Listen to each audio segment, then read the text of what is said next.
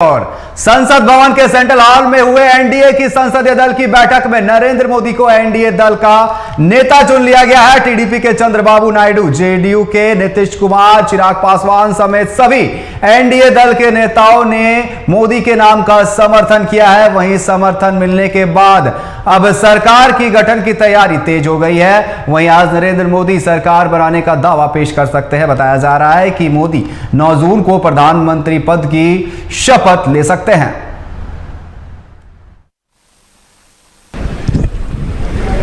भारत माता की, भारत माता की।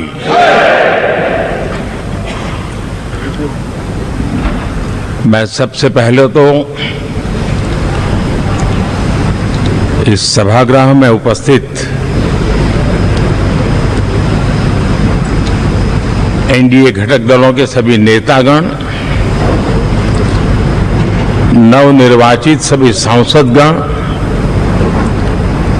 और हमारे राज्यसभा के भी सांसदगण, आप सबका हृदय से बहुत बहुत आभार व्यक्त करता हूं।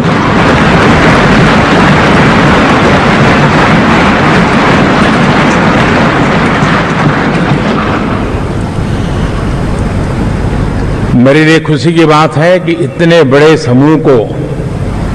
आज मुझे यहां स्वागत करने का अवसर मिला है।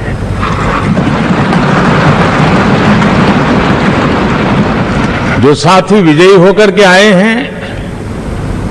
वे सभी अभिनंदन के अधिकारी हैं, लेकिन जिन लाखों कार्यकर्ताओं ने दिन रात परिश्रम किया है, न उन्होंने दिन देखा न रात देखी, और इतनी भयंकर गर्मी में हर दल के कार्यकर्ता ने जो पुरुषार्थ किया है, परिश्रम किया है, मैं आज संविधान सदन के इस सेंट्रल हॉल से सर झुका करके उनको प्रणाम करता हूं।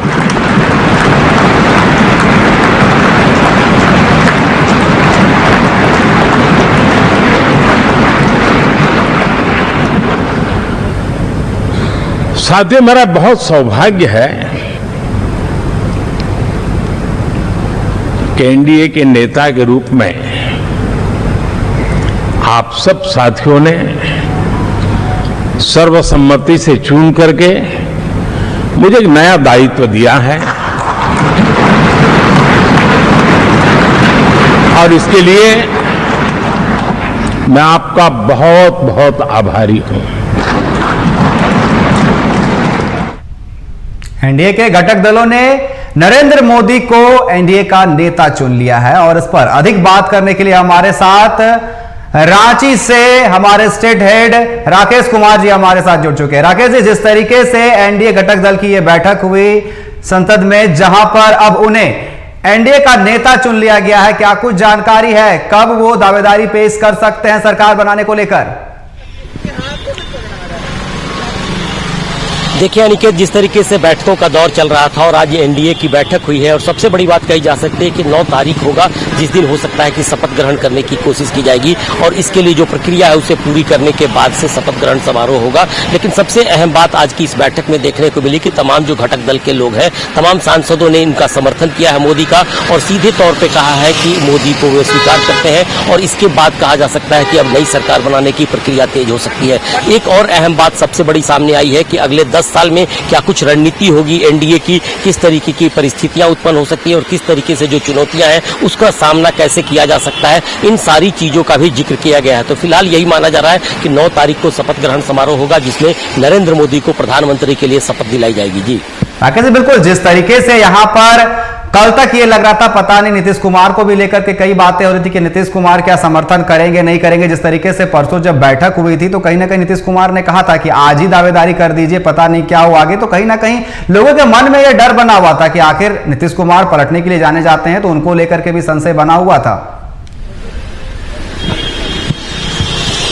देखिए, जाहिर सी बात है कि जिस तरीके से कमी नजर आ रही थी और खास करके जिस तरीके से परिस्थितियां नजर आ रही थी, आंकड़ों की बातचीत की जाए तो जो पूर्वानुमान था उसके आधार पे अब सारी चीजें नहीं आ पाई थी। तो अब जाकर ये तय किया जा रहा था कि जो घटक दल है वो किस तरीके से रुख अपनाएंगे, और खास करके जिस तरीके से आपने चर्चा की नीतीश कुमार की और साथ साथ आंध्रा के खास करके जिस तरीके से चर्चा हो रही थी, और अब की बातचीत की जाए तो आज की बैठक में इन सारी चीजों को कहीं ना कहीं कोशिश की गई है कि खत्म कर दिया जाएगा। और साफ तौर पर सभी ने जिस तरीके से समर्थन दिया है उसके बाद से ये माना जा रहा है कि अब किसी प्रकार का गतिरोध नहीं हो सकता है, यानी कि नरेंद्र मोदी को प्रधानमंत्री के रूप में तमाम नेताओं ने स्वीकार कर लिया है। और अब जब सरकार बनेगी तब हो सकता है कि किस तरीके से मंत्रिमंडल का विस्तार किया जाएगा, किसके कोटे में कितने मंत्री जाएंगे, ये सारी चीजें फॉर्मूले के तहत तय करने की भी बात कही जा रही है। तो अभी इसी सारे मुद्दों पर बातचीत चल रही है और आज की बैठक में इन्हीं सारे मुद्दों को कहीं ना कहीं एक रणनीति के तहत आगे बढ़ाने की कोशिश की गई है। जी राकेश जी, अब बात हो रही है नरेंद्र मोदी को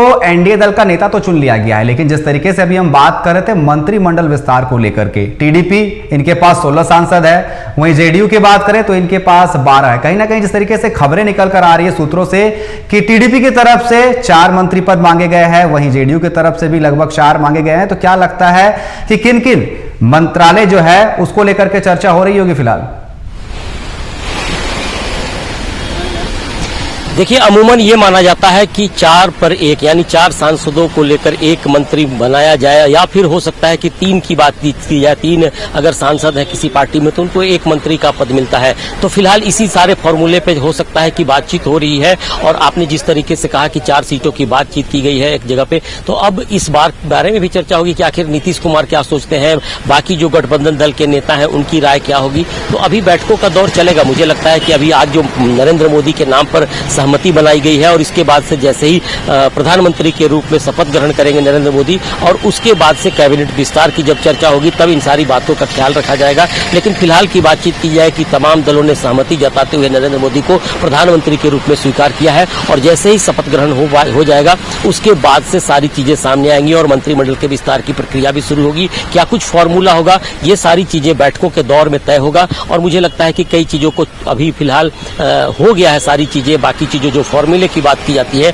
उन पर अंतिम सहमति लगभग हो चुकी है, क्योंकि बातचीत का दौर लगातार चल रहा था और बैठकों के दौर में इन्हीं सारे मुद्दों पर बातचीत की गई थी। जी राकेश जी, सहमति तो बन गई होगी, अंदर अंदर बात भी हो गई होगी जिस तरीके से किस तरीके से मंत्रिमंडल का विस्तार करना है। लेकिन कहीं ना कहीं जिस तरीके से इस बार बीजेपी को बहुमत मिला, 240 सीटें लाई है, वहीं टीडी के पास 16 है और जेडीयू के पास 12 है। कहीं ना कहीं इस बार ये जो दोनों है चंद्रबाबू नायडू और नीतीश कुमार फिलहाल किंग मेकर बने हुए हैं, वो अपनी मर्जी जरूर चला सकते हैं या फिर अपने हिसाब से अपने मन का वो मंत्री पद भी मांग सकते हैं। और ये बातें भी सामने आ रही है, क्या नीतीश कुमार विशेष राज का दर्जे को लेकर के यहां पर मांग कर सकते हैं नरेंद्र मोदी से? देखिए, जब पार्टी एक साथ जुटती है, पार्टियों के बीच तालमेल होता है तो कुछ फॉर्मूले तैयार किए जाते हैं और सभी पार्टियां, तमाम राजनीतिक दल के लोग चाहते हैं कि उनकी पार्टी से सत्ता में ज्यादा से ज्यादा लोग आएं और अच्छे पद पे मिले। खास करके कुछ मंत्रालय ऐसे होते हैं जो जनहित के कामों से जुड़े होते हैं, जहां उनकी पार्टी का नाम सीधे होता है, उनकी पार्टी की स्थिति और मजबूत होती नजर आती है। तो इन सारे मुद्दों का ख्याल रखा जाता है। तो ऐसे में निश्चित तौर पर कहा जा सकता है कि जिस तरह से सरकार बनाने की कोशिश की गई है, गठबंधन की सरकार अब बन रही है, और ऐसे मौके पर इन सारे बिंदुओं पर भी नजर रखी जाएगी। और जिन महत्वपूर्ण विभागों की बातचीत की जाए उसमें तमाम राजनीतिक दल के नेता चाहेंगे कि उनके पक्ष में जाए सारी चीजें, जिससे कि आगे बढ़ चढ़कर देश में काम किया जा सके और उनके पार्टी की अस्तित्व को, उनकी पार्टी की स्थिति को और भी बेहतर बनाई जा सके। तो नीतीश कुमार भी इन सारी बातों का जरूर ख्याल रख रहे होंगे। उनकी पार्टी के अंदर में भी बैठक हुई होगी और अभी बैठकों का दौर जारी रहेगा। पार्टी के अंदर क्या कुछ निर्णय आता है, क्या कुछ फैसले आते हैं, और इसके बाद से हो सकता है कि फिर से एक बार बातचीत का दौर शुरू होगा। तब पता चल पाएगा कि किस तरीके से कैबिनेट विस्तार की चर्चा होगी और कौन सा फार्मूला अपनाया जाएगा। लेकिन साफ तौर पर लगता है कि तमाम राजनीतिक दल के लोग चाहेंगे कि अगर गठबंधन में शामिल हो रहे हैं तो उनको एक महत्वपूर्ण भूमिका में रखने की कोशिश की जाए। जी राकेश जी, एक आखिरी सवाल, क्या बीजेपी इस बार अपने मंत्रियों को रिपीट करेगा या फिर नए चेहरे देखने को मिल सकते हैं इस बार? देखिए, लंबा अनुभव कई लोगों का है, खास करके बीजेपी की बातचीत की जाए तो कई ऐसे सांसद हैं जिनके पास अनुभव बड़ा है और इस बार बड़ी चुनौतियां होंगी, खास करके क्योंकि सरकार जब गठबंधन की इस तरीके से बनाई जाती है तो कहीं न कहीं कहा जा सकता है कि एक मजबूत सरकार बनाने की कोशिश की जानी चाहिए और ऐसे में तमाम जो मंत्री होंगे अगर जमीनी स्तर पर जाकर बेहतर ढंग से काम कर पाएंगे तभी उस पार्टी की, उस सरकार की स्थिति को मजबूत किया जा सकेगा। तो मुझे लगता है कि जो लोग अच्छे काम कर चुके हैं, जिनका अनुभव अच्छा है और जिनके परफॉर्मेंस अच्छे हैं, उनको तो जरूर रिपीट किया जाएगा। लेकिन इस बार कई नए चेहरे देखने को मिल सकते हैं मंत्रिमंडल में, खास करके गठबंधन दल की तरफ से भी और बीजेपी की तरफ से भी, क्योंकि कई ऐसी बातें चल रही थी जिसको लेकर कहा जा रहा था कि इस बार कहीं न कहीं बीजेपी को जो नुकसान हुआ है उसमें जो भागीदारी होनी चाहिए मंत्रियों की, जिस तरीके से भूमिका होनी चाहिए 5 साल में, वो शायद पूरी तरह से कारगर रूप से लागू नहीं कर पाए हुए लोग। इसी का नतीजा सामने देखने को मिला कि बीजेपी थोड़ी सिमटती नजर आई है। तो कहीं न कहीं ये सारे फॉर्मूले पे गौर किया जाएगा, लेकिन मुझे लगता है कि अनुभवी नेता होंगे, अनुभवी सांसद होंगे और कुछ ऐसे अनुभवी मंत्री होंगे जिनको दोबारा मौका दिया जाएगा जिससे बेहतर ढंग से आगे सरकार चलाई जा सकेगी। राकेश जी, एक और सवाल है, जिस तरीके से एक और चेहरा है जो काफी उभर कर सामने आया है, बिहार के है चिराग पासवान। उनके पास भी 5 सांसद है, कहीं ना कहीं उन्हें इस बार एक अहम पद दिया जा सकता है। जिस तरीके से वो लगातार एक्टिव दिखे हैं और काफी क्लोज भी रहे नरेंद्र मोदी जी के, लगातार वो मिलते रहते हैं, तो क्या लगता है उन्हें एक जिम्मेदारी अच्छी मिल सकती है इस बार? देखिए, चिराग पासवान निश्चित तौर पे युवा नेता है, बिहार में उनका एक अलग पकड़ है और आपने देखा होगा कि जिस तरीके से हम बार बार बातचीत करते हैं आरजेडी की, तो आरजेडी खेमे से जो युवा नेताओं की हम जब चर्चा करते हैं तो कई ऐसे नाम आते हैं जिसको लेकर आरजेडी कहीं न कहीं आगे अपनी उपस्थिति दर्ज कराने की कोशिश करेगी। ऐसे में चिराग पासवान का भी नाम सामने आता है कि अपने एनडीए में रहकर वो किस तरीके से बिहार जैसे राज्य में अपनी भूमिका अदा कर सकते हैं। और अभी की बातचीत की जाए तो उनको भी बड़ी जिम्मेदारी मिल सकती है। जिस तरीके की बातें आ रही हैं, उनकी पार्टी में जितने लोग हैं उनमें से एक किसी को बड़ी जिम्मेदारी देने की बात भी चल रही है और चिराग पासवान इस बात को लेकर आश्वस्त भी हैं कि बिहार के लिए काफी कुछ सोच रहे हैं, आगे राजनीति करनी है और उस दिशा में कदम बढ़ाएंगे। तो एक बड़ी चुनौती उनके लिए भी होगी कि किस तरीके से उनकी पार्टी को और खुद को स्थापित कर पाएंगे। लेकिन फिलहाल एनडीए में शामिल है, उनका भरोसा एनडीए में काफी ज्यादा माना जाता है और खास करके नरेंद्र मोदी कहीं न कहीं उन पर ज्यादा भरोसा करते नजर आए हैं। जी